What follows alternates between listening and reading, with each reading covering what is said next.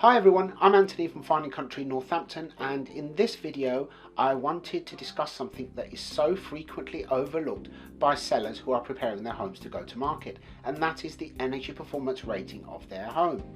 Some people simply have somebody around to test their home, they get their rating and their certificate, and that is the end of it. But it is not the end of it, and it should not be the end of it, because the energy performance rating of your home has an increasing bearing on the desirability of it when it goes to market. In fact, in a recent survey, two identical properties rated at a G or an A could have a difference in price of up to 14%. Now that is an extreme example because it would take a lot for a property that is rated G to become an A, but it does indicate that it does make a difference to the desirability, ultimately the interest, and ultimately the final price that you may achieve for your property. Not to mention, for those who are buying, the actual running costs, which can be dramatically less, as they do tend to fall a lot when a property enters the realms of an A-rated property. There's obviously the things that we all think of, from insulating your loft and your water tank, more energy efficient windows, sealing your chimney, draft excluding, and that sort of thing. However, there are other things that we may not consider. For example, having LED energy efficient lighting throughout your home will make a difference. Having the documentation for anything you have done. For example, if your loft has been professionally insulated but then it has been boarded and the examiner cannot satisfy himself how thoroughly it has been insulated, he might actually give you a lower rating. Whereas if you produce the documentation for everything that you have done, then he cannot ignore it. Now, taking a property from a G to an A, or making a vast difference, that's actually called a deep energy retrofit.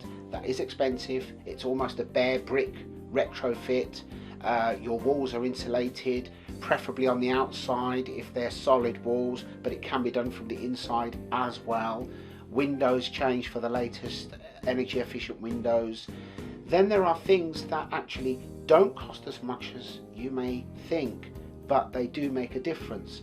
Most of us nowadays do have central heating with TRVs, and that does make a little difference. However, if you have a multi-zone control system where each radiator can be literally switched on and off remotely, that will improve your rating.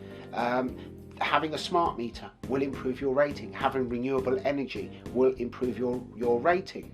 Now, I'm hoping at some point soon to be able to have an interview with an energy performance consultant who can go into these matters in more depth, as he is a specialist.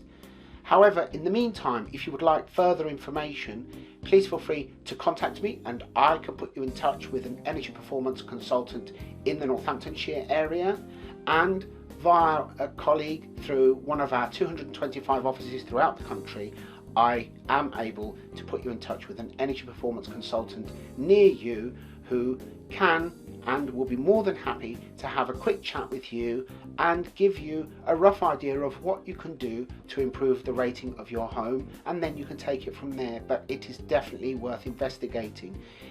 Getting your home to an A is not always going to be cost effective, but to get your property up one rating for most people is much easier and straightforward than they realise. And for the cost of having it retested afterwards, it is something that should not be overlooked, and something that everyone who is considering going to market should definitely consider. Thank you very much, and I'll see you in the next video.